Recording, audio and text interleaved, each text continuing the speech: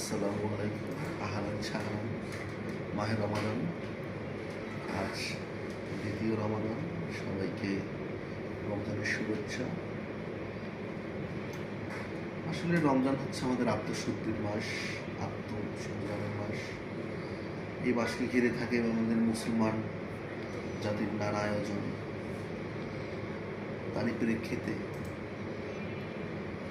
আসলে আমাদের সবার চিন্তা করা উচিত যে রমজান মাসে কীভাবে মানুষের পাশে থাকা যায়। আমরাও চেষ্টা করতেছি, যখন আমরা সংবাদকর্মী, সবাই যখন ঘুমায় আমরা তখন মানুষকে নিয়ে ব্যস্ত থাকি।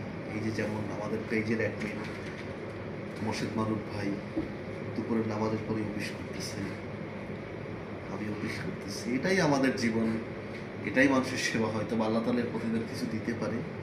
তো আপনাদের প্রতি আমাদের একটাই অনুরোধ থাকবে যে আপনারা যেভাবে পারেন গরিব দুঃখী মেহনতি মানুষের পাশে দাঁড়ান। পবিত্র রমজান উপলক্ষে এতটুকুই সবার প্রতি কামনা।